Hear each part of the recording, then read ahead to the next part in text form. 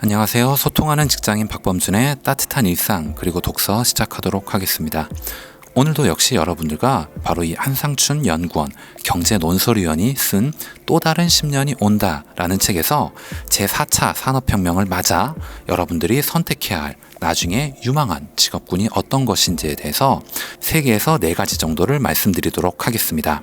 혹시 여러분들 주변에 대학 진학을 계획하고 있거나 혹시 여러분들 주변에 대학 진학을 꿈꾸고 있거나 취업을 계획하고 있으신 동료, 후배, 친구들이 있다면 이 영상을 꼭 공유해 주시면 좋을 것 같습니다. 영상을 시작하기에 앞서 좋아요 그리고 구독도 꼭 부탁드리도록 하겠습니다. 첫 번째 유망한 기술에 대해서 말씀을 드릴게요. 양자 컴퓨터라고 얘기를 하고 있습니다. 이것도 역시 인문계 학생들에게는 조금 적용이 안 될 수도 있고 어려울 수도 있겠지만은 이 컴퓨터를 다루는 것만이 이 업계의 일자리는 아니기 때문에 좀 폭넓게 보셔도 될 것 같다라는 그런 생각이 듭니다. 2015년 미국 항공우주국 나사입니다. 구글이 공동으로 개발한 양자 컴퓨터인 어떤 모델을 공개했다라고 얘기를 하고 있습니다. 이름이 조금 길어서 이거는 생략을 할게요. 머신러닝과 음성인식, 자연어 처리를 위한 방대한 데이터를 분석할 수 있고 일반 컴퓨터에 비해 최소한 1억 배 이상 빠른 속도로 처리가 가능하다. 그래서 세상을 깜짝 놀라게 했다라고 얘기를 합니다. 양자 컴퓨터는 0과 1로 만들어지는 숫자 조합인 이진법 비트 단위로 정보를 처리하는 기존 컴퓨터와는 완전히 다르다라고 얘기를 합니다. 2020년대에 들어 양자 컴퓨터가 만약에 상용화가 된다면 기존의 일반 컴퓨터는 물론 슈퍼컴퓨터로도 처리할 수 없던 인공지능, 재료과학, 유전자 배열, 우주 시뮬레이션 등 다양한 분야에서 빅데이터 계산이 가능하게 된다라고 얘기를 하고 있습니다. 그 다음은 구글과 테슬라 업체가 열중하고 있는 자율주행 자동차 기술 업체라고 얘기를 하고 있습니다. 이 부분은 실제로 여러분들이 매스컴을 통해서 굉장히 많이 볼 수 있는 그런 기사고 우리 주변에서 흔히 접할 수 있는 그런 주제이기 때문에 네이버나 다른 유튜브를 찾아봐도 얼마든지 이게 유망 기술이다라는 거는 공감하지 않을까 그런 생각이 듭니다. 대부분 완성 자동차 업체의 최대 목표는 친환경 자동차 그리고 자율주행 자동차, 미래형 자동차의 상용화에 있다라고 얘기를 합니다. 지금까지 주요 박람회에서 공개된 ADAS 기술이라고 얘기를 하는데 이건 뭐냐면 첨단 운전자 지원 시스템이라는 거의 약자입니다. 이 기술을 보면 자율주행 자동차는 현재 거론되는 미래 유망 기술 가운데 상용화가 가장 빠르게 이루어질 것으로 예상된다. 독일의 메르세데스 벤츠는 2020년까지 운전자가 스티어링 휠, 그러니까 운전대를 얘기를 하는 겁니다. 잡지 않고도 시속 120km까지 2020년대가 끝나는 2029년에는 레이싱 자동차의 속도까지 주행하는 완전 자율주행 자동차를 완성하겠다고 발표했다라고 얘기를 합니다. 엄청나네요. 만약에 진짜 레이싱 자동차의 속도까지 완전 자율주행이 가능해진다면 게다가 사고도 없어진다면 인간들은 엄청나게 시간을 효율적으로 쓸 수 있고 굉장히 안전해질 수 있다는 느낌도 들고요. 한편으로는 자동차 보험 산업이 과연 어떻게 변모해야 할지 그런 고민도 좀 해봤습니다. 현대자동차는 국내 최초로 앞에 차량이 있을 경우에 자동으로 멈췄다가 출발하고 제한속도 구간이나 과속 위험 구간에는 자동으로 속도를 줄이는 ADAS 기술을 적용한 제네시스 EQ900를 선보였다라고 얘기를 합니다. 이 차는 실제로 지금 주행을 많이 하고 있죠. 타보진 못했지만 이런 기술이 지금 들어간 차라고 얘기를 합니다. 미국의 소비자 만족도 조사기관 JD 파워에 따르면 고령 인구일수록 완전 자율주행 자동차 그리고 ADAS 기술의 필요성을 더 많이 느낀다라고 얘기를 합니다. 저는 이 부분에 굉장히 공감이 됩니다. 전 세계적으로 빠르게 진행되는 고령화 그리고 ADAS 기술의 발전 속도 등을 감안하면 이 분야의 기술 수요는 더욱 증가할 것으로 예상된다라고 얘기를 하죠. 여기 그래프를 보게 되면은 요구율이나 적용 전망이 굉장히 가파르게 상승하는 이런 모습을 볼 수 있는데 그만큼 전망이 밝다라는 얘기입니다. 그 다음 기술은 우주 발사체입니다. 우주 산업은 제2차 세계대전이 끝난 다음에 미국의 자본주의 진영과 소련의 공산주의 진영 사이에 갈등이 심화된 냉전 당시 미국과 소련이 군사적 우위를 선점하기 위해서 그리고 국력을 과시하기 위해서 정치적 목적 등으로 경쟁을 펼친 데에서 지금까지 발전해 왔다라고 얘기를 합니다. 분명히 어두운 부분 이면에는 또 밝은 면도 있다라고 얘기를 해주고 있네요. 1990년 베를린 장벽이 무너지고 나서 소련이 붕괴되면서 냉전 시대가 끝났습니다. 우주 산업은 군사적 목적보다는 경제적 부가가치를 창출하기 위한 산업으로 변모해서 현재 투자 규모도 확대됐다라고 얘기를 합니다. 주목해야 될 부분은 우주 산업이 구글이나 스페이스X 등 민간 기업들이 주도하는 프로젝트로 확산되고 있다는 점이다 라고 얘기를 하고 있습니다. 이것은 정부 규모뿐만이 아니고 여러 가지 중소기업 규모에서도 발빠르게 뛰어들고 있다라고 얘기를 하고 있는 거네요. 또한 구글은 2022년부터는 소행성에서 광물을 채취하는 우주 채굴 프로젝트를 진행하는 계획을 추진하고 있다라고 얘기를 하고 있습니다. 아마존 아시죠? 아마존의 CEO가 제프 베조스라는 사람인데 사비로 설립한 또 다른 우주 개발 기업인 블루 오리진이라고 있나 봅니다. 6명 내외의 우주 발사체로 무중력 상태를 체험하는 우주 관광을 대중화하는 원대한 계획을 갖고 있네요. 만약에 이게 실제화된다면은 이제 인간은 어느 정도 저렴한 비용으로 우주를 여행할 수 있는 그런 시대가 올 거라는 얘기입니다. 다른 선진국들보다 뒤늦게 개발에 뛰어든 한국은 어떨까요? 우주 산업 시장이 전 세계에서 차지하는 비중은 약 1%로 미미하다라고 얘기를 하고 있습니다.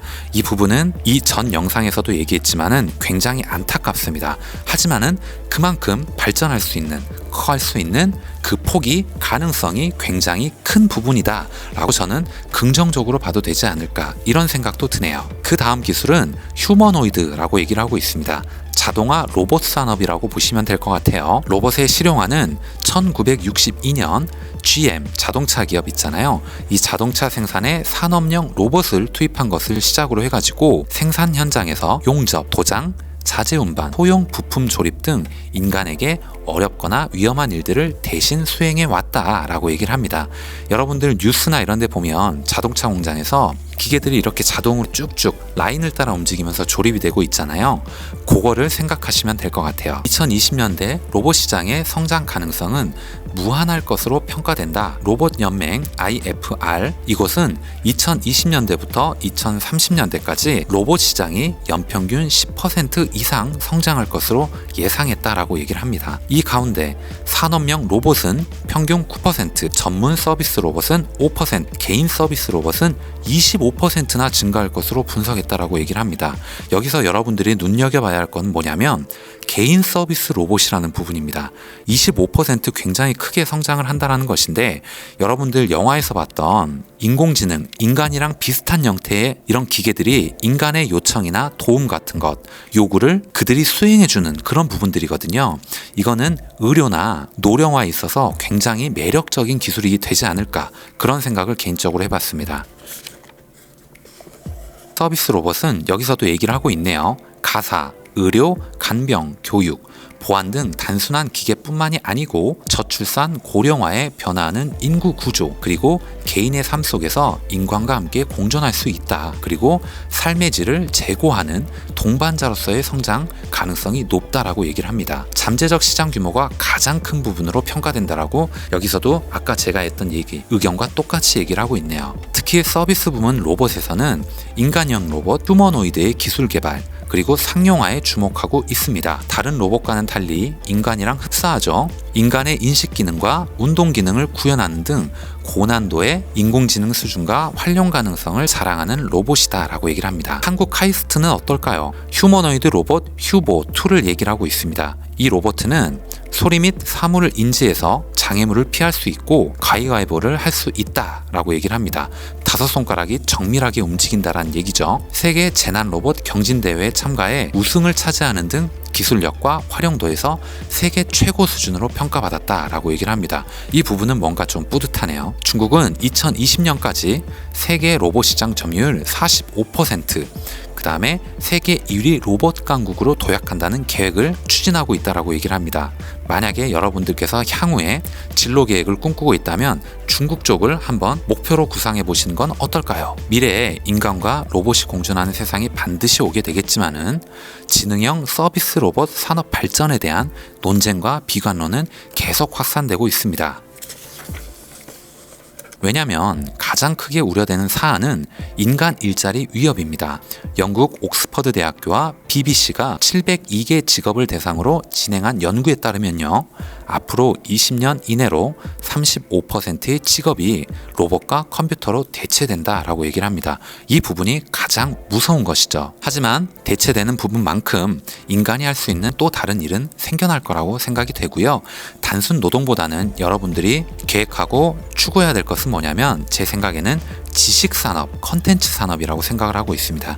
그리고 창작 산업도 해당이 될 수 있겠네요. 2020년대에는 로봇의 부가와 함께 대량 실업 등으로 발생하는 이 사회 병리 현상을 어떻게 해결하는 게 옳을 것인지 논쟁이 로봇 산업이 발전하면 할수록 더 확산될 것이다 라고 얘기를 합니다.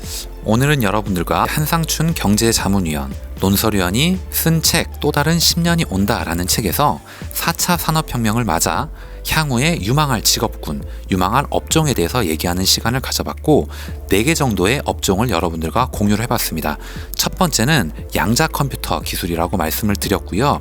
이 기술이 상용화가 되게 되면 일반 컴퓨터는 물론 슈퍼컴퓨터로도 처리를 못했던 것들이 가능해지게 될 것이다 라는 부분을 얘기를 해봤습니다. 그 다음은 구글과 테슬라가 집중하고 있는 자율주행 자동차 기술에 대해서 말씀을 드려봤고, 실제로 여러 나라, 여러 연령층에서 요구율이 굉장히 높고요. 향후에 적용 전망도 굉장히 빠른 속도로 증가하고 있기 때문에 눈여겨봐야 될 기술 중에 하나다라는 부분을 말씀을 드렸습니다. 그 다음은 우주발사체 기술에 대해서 말씀을 드렸는데, 구글이나 스페이스X라는 기업에 대해서 말씀을 좀 드려봤고, 예전에 냉전 시대 때 군비 경쟁으로 시작이 됐던 것이 이제는 민간 관광 사업까지 연결이 되는 이런 시대에 돌입이 됐다 라는 부분을 말씀을 드려봤습니다. 그 다음은 휴머노이드 기술에 대해서 좀 말씀을 드렸는데, 자동화 로봇 산업입니다.